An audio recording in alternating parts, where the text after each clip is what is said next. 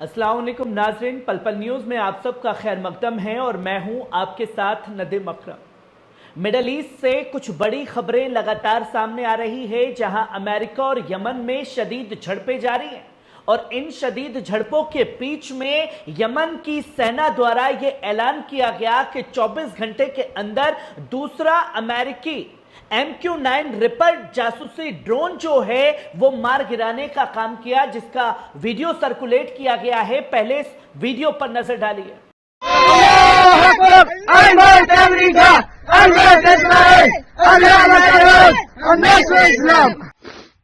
هذا هو الطائرة تحترق.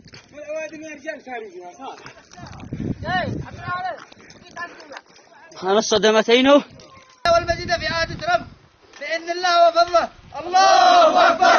الموت في أمريكا، الموت في إسرائيल। आपने देखा ये वीडियो कि किस तरीके से अमेरिका मुर्दाबाद, इजराइल मुर्दाबाद, डोनाल्ड ट्रंप मुर्दाबाद के नारे लगाते हुए यमनी सेना के जियाले दिखाई दिए और उन्होंने अपने मजबूत इरादों को बता दिया है कि वो डरने और झुकने वाले नहीं हैं। वहीं यमन के ऊपर भी बमबारी जो है वो अमेरिका द्वारा की गई है और बहरीन ने बड़ी गद्दारी का सबूत जो है जंग के बीच में दिया, जहां एयर स्पेस का पूरा इस्तेमाल किया जा रहा है अमेरिका के जरिए बहरीन का, जिसके चलते बमबारी की गई। वहीं ईरान ने अपने मजबूत इरादों को अमेरिका के सामने दिखा दिया है, जहां पहली खबर देख सकते हैं कि यमन ने फिर गिराया अमेरिकी MQ-9 ripper drone.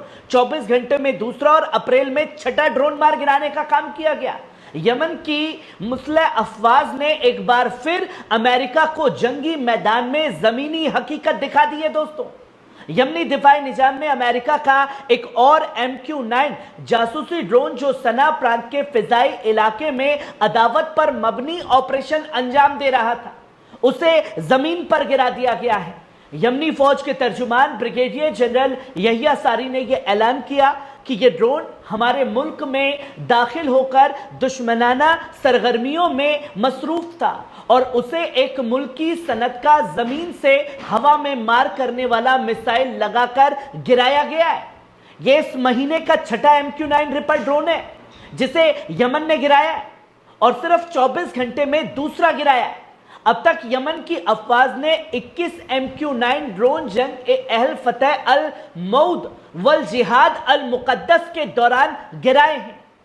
General Yahya सारी ने साफ तौर पर कहा है दोस्तों कि अमेरिकी हमले, बेगुनाहों की शहादतें और बमबारी हमारी हिम्मत नहीं तोड़ सकती, बल्कि ये हमें और ज्यादा मजबूती, सब्र और फलस्तीन की हिमायत में अड़िग रहने का हौसला देती है।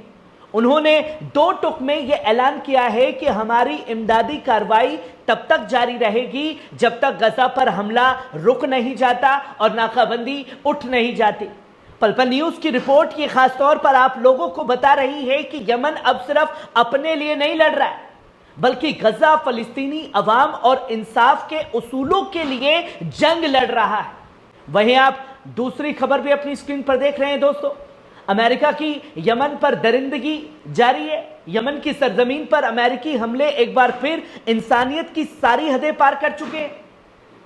शाम को अमेरिकी फिजाई ने यमन के मुख्तलिफ इलाकों पर ताबड़तोड़ हमले किए, जिनमें सिर्फ राजधानी सना पर ही 20 से ज्यादा एयर स्ट्राइक की गई। अलमायदीन के मुताबिक अल नहदा मोहल्ला अल थोरा डिस्ट्रिक्ट सना में 2 अफराद शहीद हुए और 2 जख्मी भी हुए हैं। वहीं 21 सितंबर पार्क पर 5 एयर स्ट्राइक की गई। बनी मातर में एक और शख्स शहीद हुआ है, जबकि एक जख्मी हुआ है।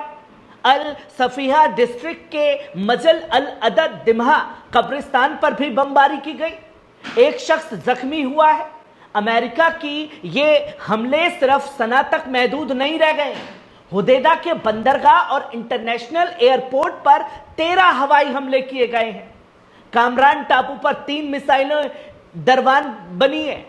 वहीं हुशैश अल हफा के जुनूबी हिस्से में भी लगातार बमबारी जारी है दोस्तों। और जो ये बता रहा है कि कौन असल में इंसानियत का दुश्मन है और कौन आतंकी हमलों को अंजाम दे रहा है। संयुक्त महासचिव एंटोनियो गुतेरेस ने इन हमलों पर गंभीर चिंता जताई है। यूएन के तर्जुमान स्टीवन दुजारिक ने कहा कि 17-18 अप्रैल को अमेरिकी द्वारा रास ईसा बंदरगाह के आसपास की गई एयर स्ट्राइक्स में 80 से ज्यादा अफराद मजलूम लोग शहीद हुए, जिनमें 5 को ह्यूमैनिटेरियन वर्कर भी जख्मी किए गए हैं। ये बता रहे हैं कि ये अमेरिका का आतंकी हमला है। वहीं आप तीसरी खबर देखिए, P8 पोसेडाइन वापस बहरीन लौटे। यमन पर अमेरिका की जारी हमलों के बीच एक और अहम ताजा अपडेट सामने आई है। 2 P8 पोसाइडन जासूसी तैयारी जो यमन पर अमेरिकी हमले से पहले और दौरान मौकाए वारदात पर मौजूद थे, अब बहरीन के ईसा एयरबेस वापस लौट चुके हैं। इससे कुछ घंटे पहले अमेरिका ने यमन पर एक बड़ा और मुनज्जम हमला किया, जिसमें शामिल थे F-18 fighter jet, F-35 stealth aircraft, B-2 बमवर्षक जहाज और कई यूएस नेवी के युद्धपोत, जिन्होंने यमन के मुख्तलिफ इलाकों को निशाना बनाने का काम किया। दोस्तों, ये हमले सिर्फ सना या हुदैदा तक महदूद नहीं रह गए हैं, बल्कि साहिली शहरों, बंदरगाहों, एयरपोर्ट और रिहायशी इलाकों पर भी बमबारी की गई है। और यह दिखाता है कि जब मुस्लिम देशों को एक साथ गजा के लिए खड़ा होना चाहिए था, वहां ये अपनी नामर्दानगी का सबूत देते हुए जो गजा के हक में खड़ा है यमन, उसके लिए अपने बाप अमेरिका के लिए तमाम रास्ते दे रहे हैं कि जाइए यमन पर चढ़ाई कीजिए।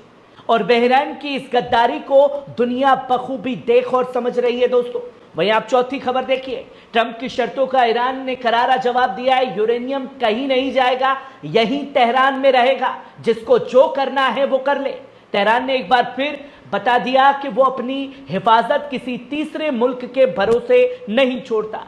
द गार्जियन की रिपोर्ट के मुताबिक डोनाल्ड ट्रंप ने ईरान से मुतालबा किया कि वो अपने तस्फिया शुदा यूरेनियम का जखीरा रूस को सौंप दे, मगर ईरान ने इस शर्त को सिरे से खारिज कर दिया और डोनाल्ड ट्रंप की इस बात को दरकिनार कर दिया।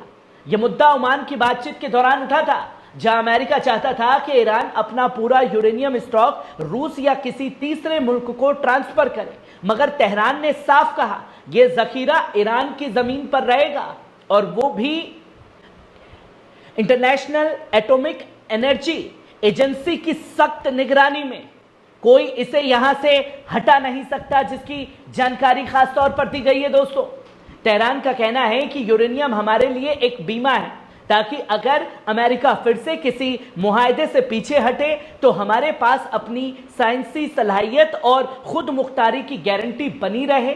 पल पल न्यूज इस ऐलान को देखता है कि सिर्फ एक जवाब नहीं, बल्कि ईरान का एक साफ पैगाम है कि ईरान अब मुआहदे सिर्फ दस्तखत के लिए नहीं, बल्कि बराबरी और भरोसे के लिए करता है, और उसकी हिफाजत अब तेहरान की सरजमीन पर महफूज रहेगी। जहां आप बखूबी देख रहे हैं कि यमन पर किस तरीके से आतंकी हमले अमेरिका किए जा रही हैं, और इतने हमले होने के बावजूद दुनिया के तमाम 57 मुस्लिम देशों में सबसे गरीब मुल्क यमन और सीना तान के गजा के लिए खड़ा हुआ है, जो ये पैगाम साफ तौर पर दे रहा है कि आपको जितनी बमबारी करनी है, जितने हमारे लोगों को शहीद करना है, ना हमारी आवाम आपसे डरती है, ना ही हम आपके बम से डरते हैं।